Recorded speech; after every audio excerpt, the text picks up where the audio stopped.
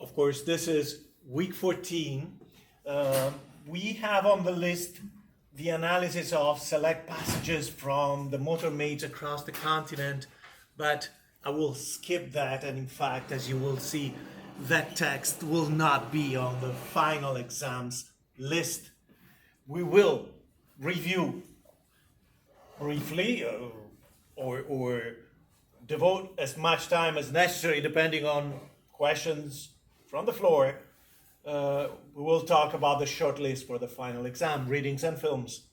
And most of our class will be about The Crowd Roars from 1932, my introduction about the style and the themes, and then some relevant sequences from that film.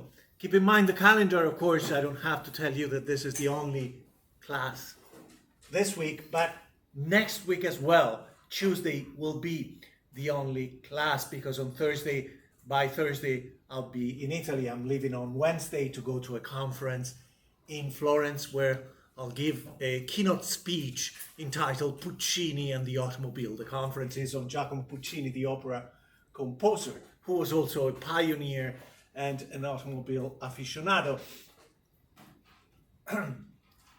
So on Tuesday, as previously announced, we'll have a sort of review session. We'll talk about different topics. I'll respond to questions about the final exam and any questions you might have about your presentation, your project.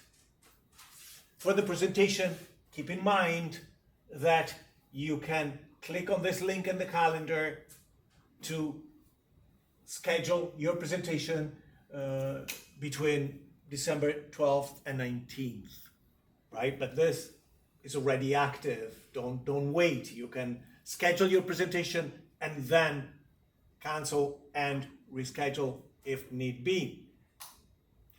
Other important deadlines, I moved up the deadline for the final project to the end of Sunday, December 15th. And keep in mind that the exam, the final for this class, is scheduled for December 17th, a Tuesday, between approximately 2:15 and 4:15. I'll be here at around 2 to place the exams, make sure that there is a little bit of distance between students. We have more chairs than we need for sure. Keep in mind anything you need. If you're working, especially if you do any work during the break, if you're working on your final project or anything else, keep in mind that everything is in here, both inside the class wiki and on my YouTube channel. You'll find videos, and the videos have a list of topics.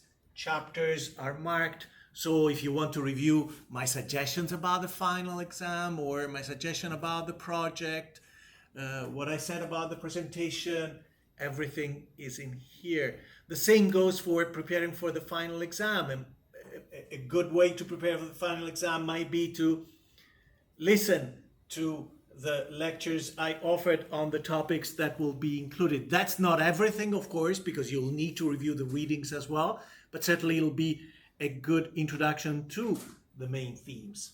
This is the list that you find under week 14 of the readings to review for the final exam.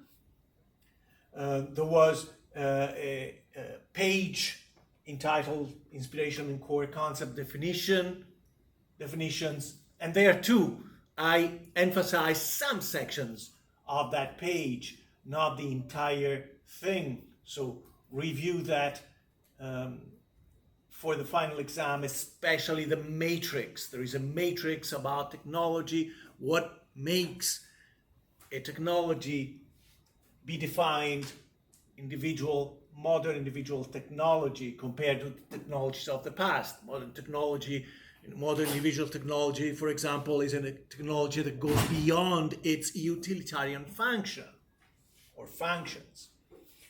I've included the 3 stories by Charles Loomis, which were collected and published in 1907 under the title of Araminta and the Automobile. decided to include Jules Verne, the master of the world science fiction novel, with the Terror, this fantastic vehicle that is able to go in the air, on the road, on the sea, and under the sea. And then we have these two different motor romance novels, Alice Williamson's The Lightning Conductor, and then Louis Closer Hale's Motor Car Divorce. Okay, so I've excluded a couple of things. Of course, Motor Maids Across the Continent I did not include, as it was the last topic, and Barzini From Peking to Paris. These are the films. Remember how there will be actually 3 questions about the readings and 2 about the films, and out of these 5 you have to respond to 4. The films I've decided to include are Christine, Bumblebee, Traffic, Le Mans, and The Crowd Roars. Okay. So, before we proceed, of course, any question is welcome. Not just about the short list, but in general, if you have any questions now about the project, about the presentation. So we'll start with Shu Yang and then Ariel in the order they raise their hands. Shu Yang. Most probably. I haven't received confirmation. It should come shortly. So usually the classroom is also the place for the final exam unless special arrangements are necessary, but it's still TBA or TBD, to be announced. So is it okay for me to do the exam at home and save me some time?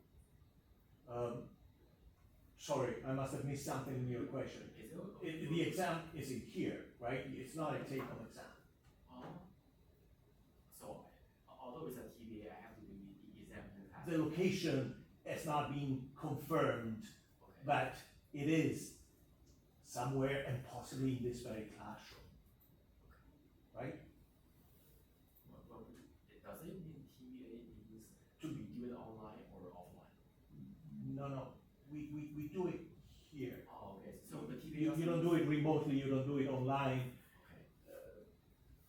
It's just that I cannot technically put the location simply because the university has not confirmed that the classroom we're using now will also be available for the final exam. At some point during the semester, the university sends out a spreadsheet to all instructors where they confirm officially, go ahead and use, in this case, Humanities 3018.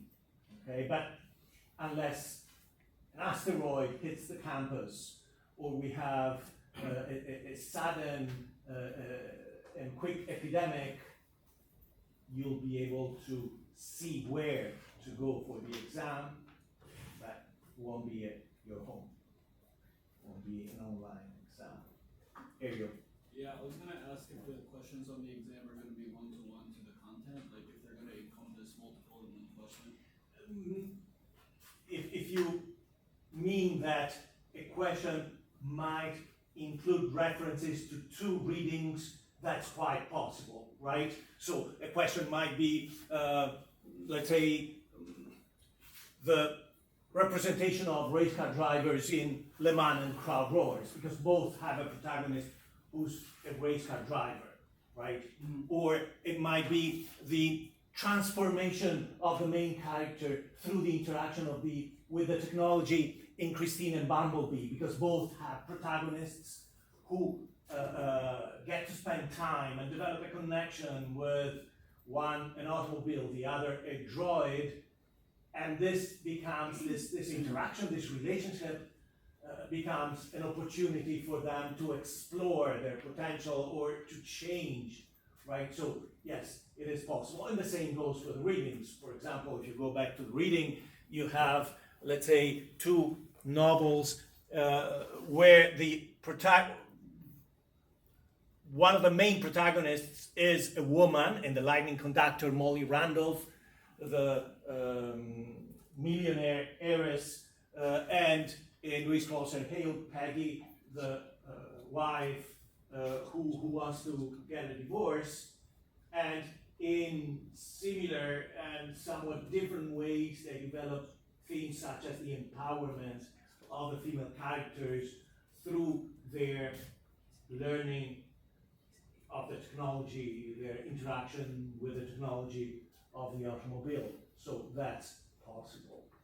As shown in class, when I gave, when I posted sample questions, the questions will provide details and directions, prompts, suggestions on how to develop the topic.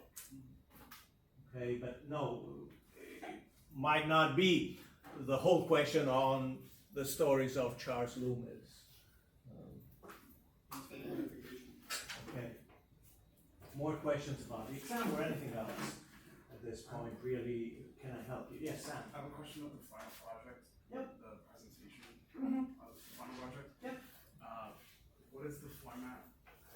So the recommended format is that you schedule a Zoom appointment using the Calendly link that you find inside the calendar, and you have plenty of across a period that goes from December 12th to December 19th. You had a lot of options, and then you come on the screen during the presentation. You put on the screen preferably one of the short stories included in your project, and you talk about it. If you'd rather use a presentation such as slides, Google Slides or PowerPoint, that's fine too, as long as you don't just read the points in the presentation, right? Best presentations are presentations where you have keywords or some key passages, and then you talk on it rather than just read it.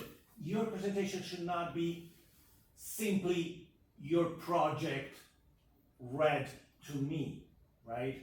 What's the point? I can read, I can still read, and your presentation will show how you've become an expert in the topics of the class through the lens of your project, so that you talk about, my suggestion was one, maybe two of the short stories.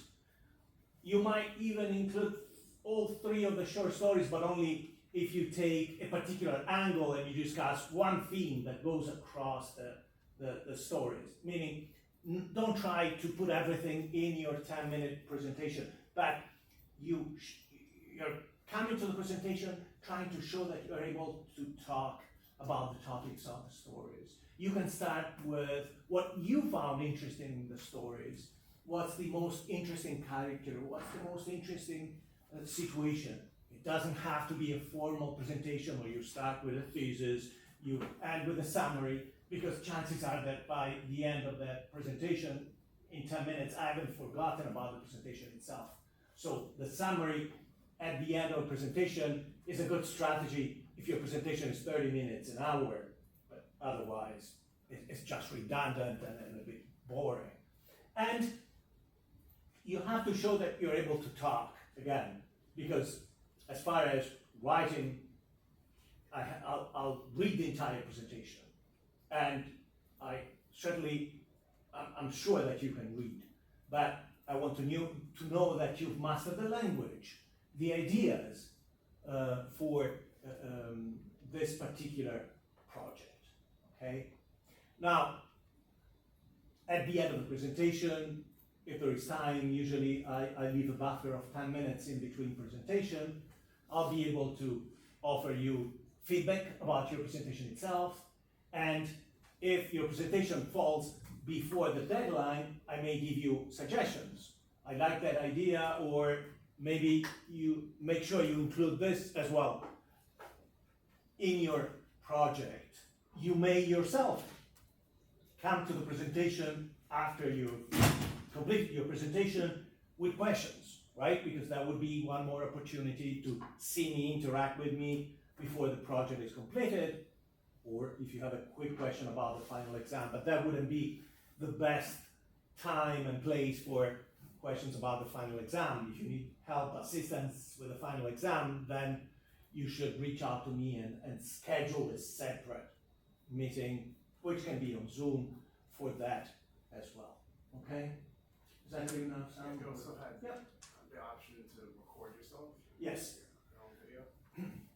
It's not the recommended option simply because if you record the video and you are doing the wrong things, let's say you're reading, then you're faced with the consequences. Whereas if you come and you start reading, I can tell you, forget about reading. Don't just tell me about the story, right? And I've seen presentations that switch style and receive an excellent grade because the person was just worried and therefore they were reading, but they were able to talk about this as well. But as the syllabus states, if you prefer, you can record the video, share the link with me, make sure it's a good quality video, make sure my recommendation would be for you to use Zoom because that's the best tool because you can put it on the screen of your device. You can have most of the screen devoted to the passages, the story you want to comment on, you want to discuss, and then somewhere in a corner there'll be you as well, right? Whereas the worst possible example would be recording your presentation with a phone in the darkness of your room with a low voice because your roommate is sleeping in the back, right? And I've seen that as well, right? So if you want to record it, make sure you review it at the end, right? That the audio levels are good, that you have not only talked about at least one of the short stories, but shown passages while you're talking, which is the most efficient way to go about it. Make sure that you're not reading, although clearly you can have some talking points in front of you, but that's fine. But at the same time, as I said, it's not how polished your presentation, your language are that will determine your grade. If you forget something and you want to go back and include it, that'll be fine, right? I'm just trying to see what you've learned about the stories. And usually it's clear when someone is able to talk about a topic as opposed to someone who's just reading or someone who has memorized everything and just regurgitating passages taken verbatim from the project itself. So keep in mind the learning goal for the presentation as opposed to the project. There are two different things. One shows you're able to discuss topics that are relevant for the class, and the other is you're able to write about those topics and perform a comprehensive, although limited, analysis of a story in different ways. More questions? Yes, Michael. So the final exam, this list and the movies, or it's not going to be on anything else besides what's on that? Yes, yes. And as I specified, you will have a short packet with some passages. So whatever is selected, whatever is mentioned in any of the questions will be accompanied by a series of quotes or passages. You don't have to include them or analyze just those, but it'll be a way for you to incorporate, if you prefer, some actual quotes from the story itself, right? So that's to help you with, help you avoid the memorization of too many details, right? Because the readings are long because they must provide a context, but the key passages are in some cases limited, and the point of the class is not for you to memorize all the details in those passages, but rather to show in your essay, in the short essay of the final exam, that you can discuss the significance of an episode that you might have found included in the packet. Okay? So don't expect everything. Usually the packet is 8 pages, 10 pages, with a selection of passages. And there may be other episodes that struck a chord with you that you remember well that you'll want to include, which is perfectly fine.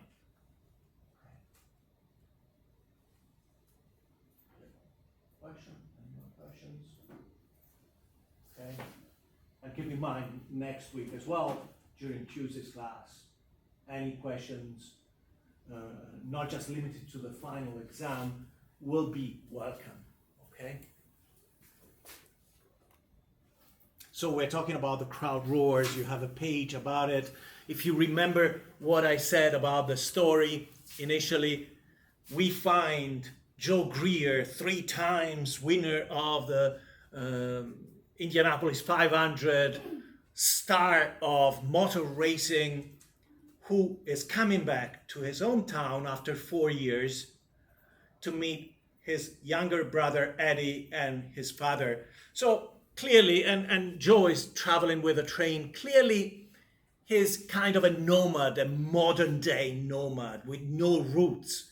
And he comes back to his family, cannot even recognize his own brother, doesn't really have much of a connection with his father. But to add to this idea that is not very much grounded in society in general, when we look initially in the premise to the film at the relationships entertained by Joe, we find that he has a partner, Lee, who's very much in love with him, although initially he was attracted to him as a celebrity. She was more attracted to his lifestyle.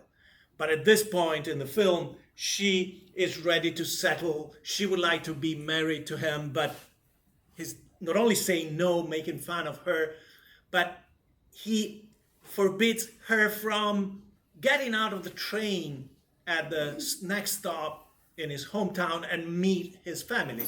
He sends her home to Los Angeles. Later on, Joe Greer, after racing at a track in his hometown, takes his little brother under his wings to make him a champ.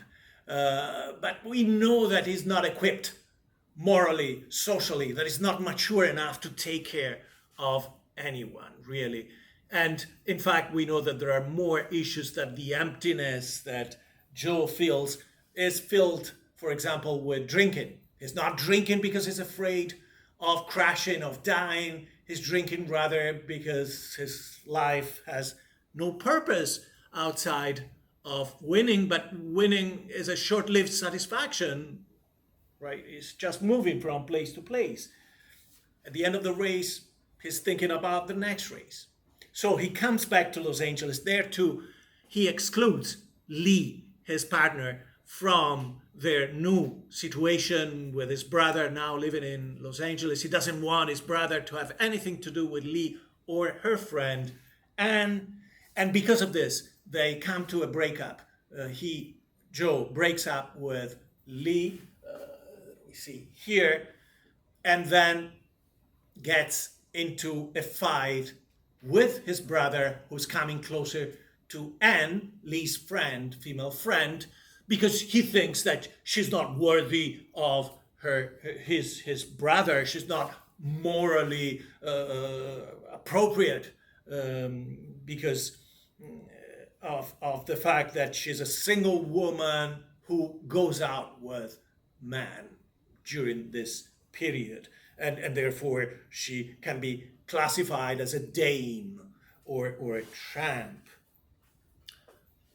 After the breakup, this is a frame where we find Lee in her apartment, and notice in this frame that you've had under your eyes the theatrical nature of the background, right? The furniture, the various props on the scene that communicate that Anne is living a posh lifestyle. But the question is she working for this, right? Or is this something that she can afford thanks to various relationships, at least in her past? Because she's on her way to be exclusive, or she was on her way to be exclusive with Joe before the breakup. Spad Connors, Joe's friend and mechanic, comes to visit her. He's worried about Joe. He's saying that Joe is drinking even more. taking risks at the racetrack, and basically not caring about anything, right? There is nothing in Joe's life that is important enough to him. That's the key point. After this scene that we will not see, Lee goes to visit her friend Anne, who's crying on the sofa because she herself is going through a painful transformation, because she accosted Joe's brother Eddie as a form of revenge, because Joe had defined her a dangerous woman for his brother. But then she fell in love herself with Eddie, because Eddie is such a wholesome guy, a bit fresh, a bit naive, a bit immature, but certainly honest, sincere, more authentic than Joe. And so at this point, the two women are on the verge of a life transformation, a complete life transformation, from one lifestyle where they would go out with wealthy men who could give them different gifts and guarantee, support a certain lifestyle, for them to being fully dedicated to a partner or a potential partner, because Lee is still caring about Joe a great deal. Now, Joe comes in to tell Anne that she should stay away from his brother Eddie, but the brother comes in and he takes the side of Anne. He defends her because he knows that she is not how Joe will describe her, a woman of low morality, but rather someone who has shown her commitment and how supportive she can be. Of course, the model for the women, the ideal model for the women in the film, is the supportive and caring wife, right? There is limited leadership afforded to female roles in this story.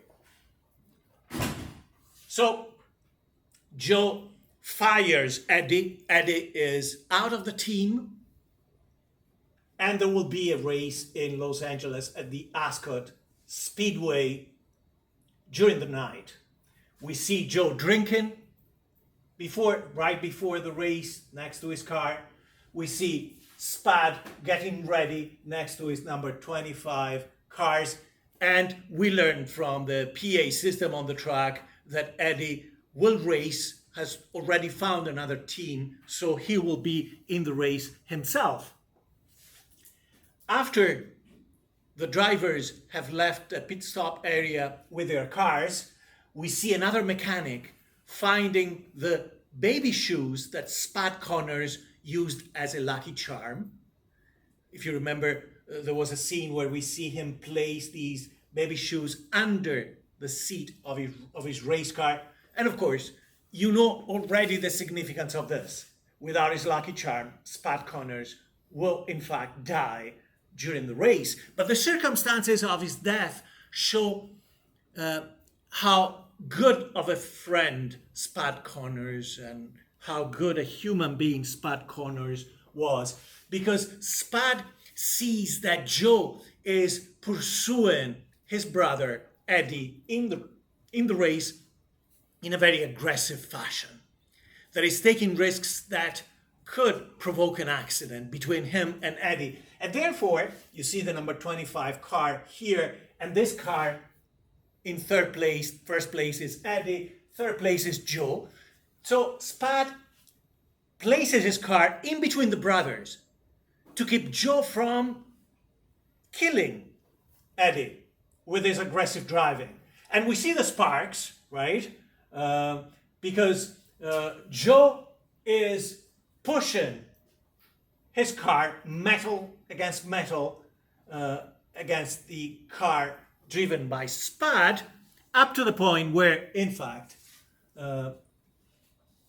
Spad's number 25 car catches fire, goes off the racetrack, and to add to the intensity and the drama, you have Joe and other drivers, whenever they come on this oval track, whenever they come by the place where Spud Connors has gone off track and has died in the flames, of course they can smell the burning flesh, right? There is this horrible smell that makes Joe realize what he has done.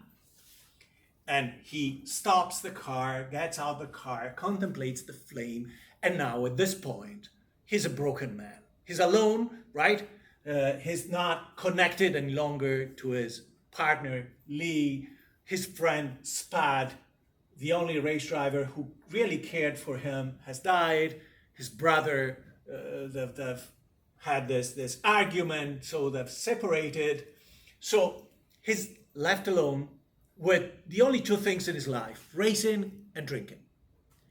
But of course, things don't go well, and he goes from being a great star to just going around minor secondary racetracks, doing less important races, and we'll learn later that he is devoured by not only guilt and remorse, but also this fear that he might cause another accident that will let another driver die. Sometime later, we find that Eddie and Anne are engaged or married. My synopsis will clarify that on the page. They're living together, they're very happy, they're supporting each other. Better yet, she's supportive of his career. She's visited by Lee.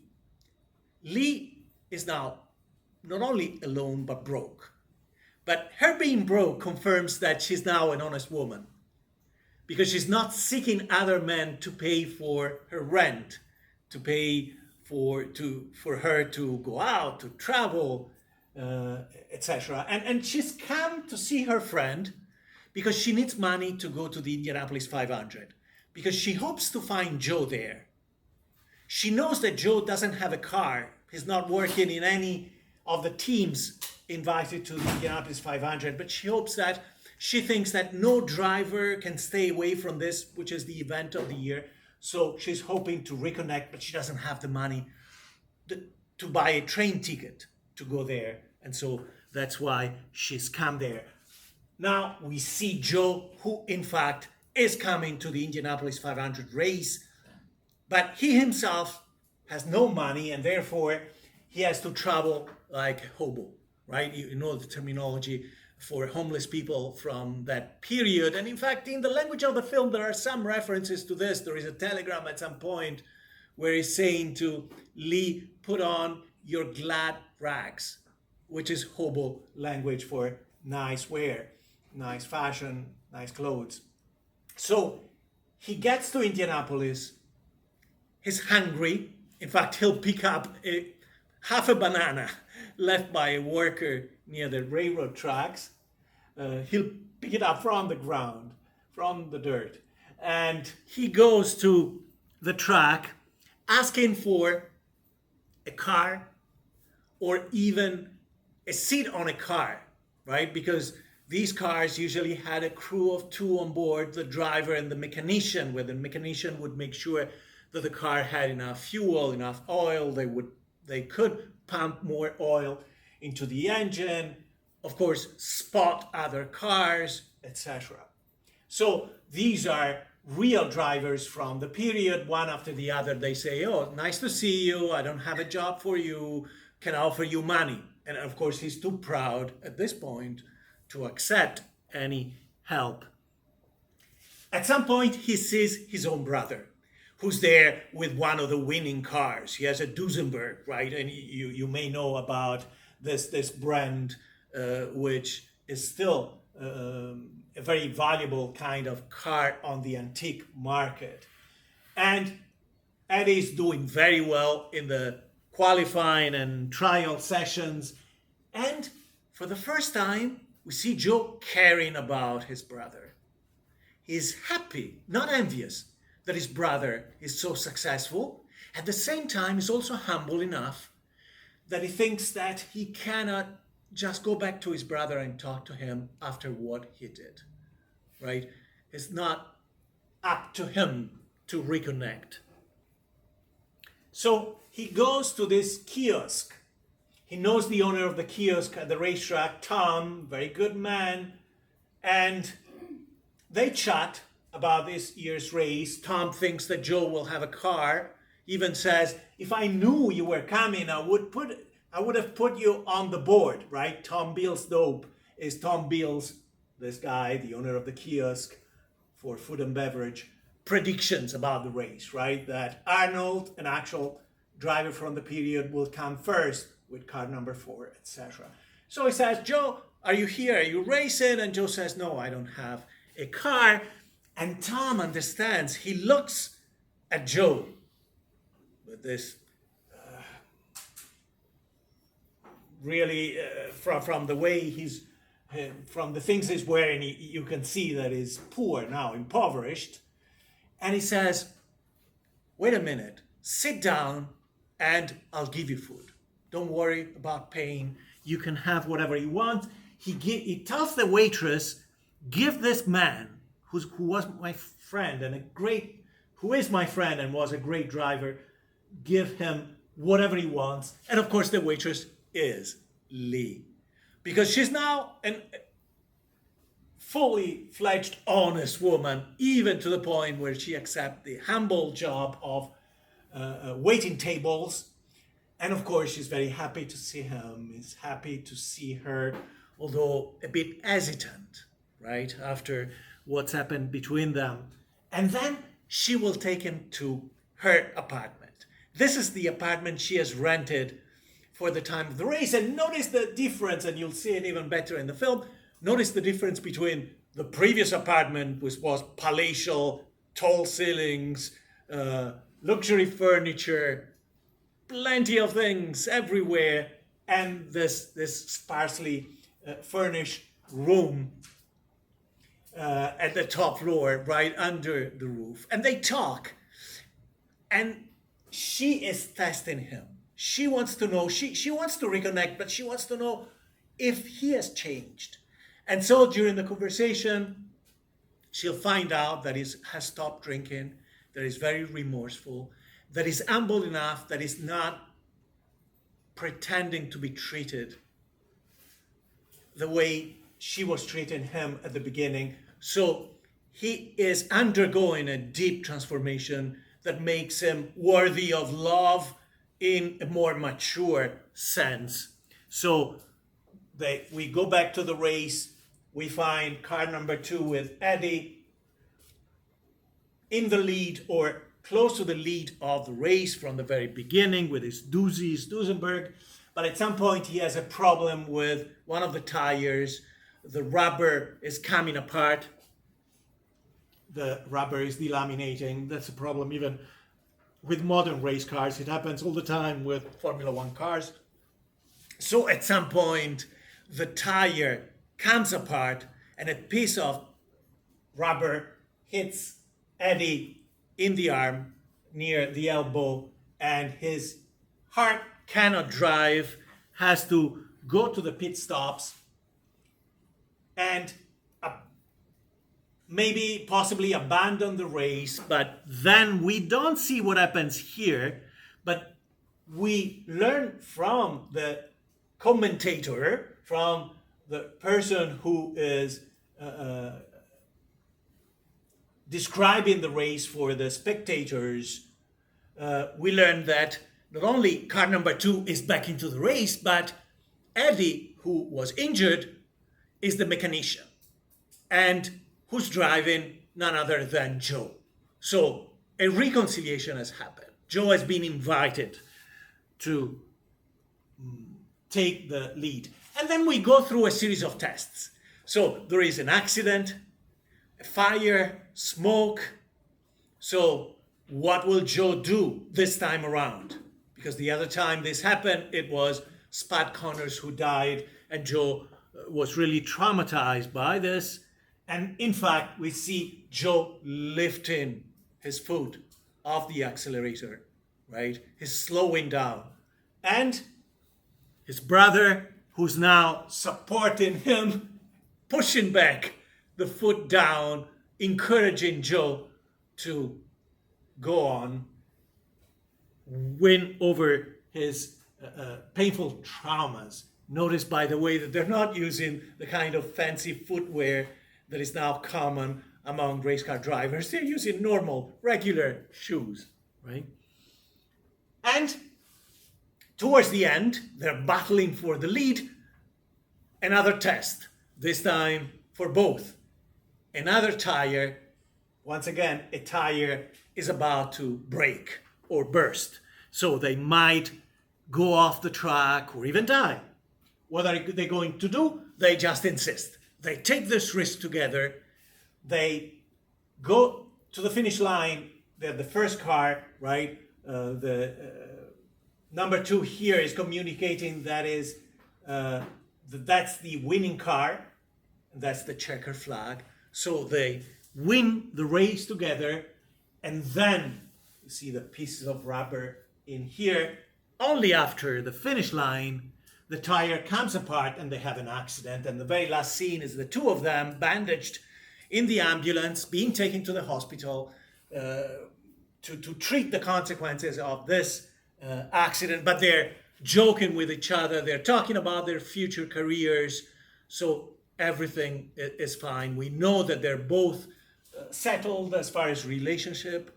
But the most important thing is that they're both changed men, especially Joe. Okay, I'll leave these notes to you. You can find them in the page. I'll just comment on this diagram. All of the characters go through this pattern narratively. They are both tempted or have a shortcoming, which morally could be defined as a sin.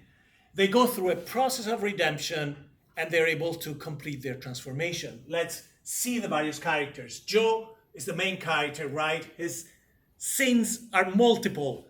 The booze, right? How can you be a full functioning member of society or a mature husband if you're drinking, if you have this drinking problem, right? 1932, we're not too far from the Prohibition era.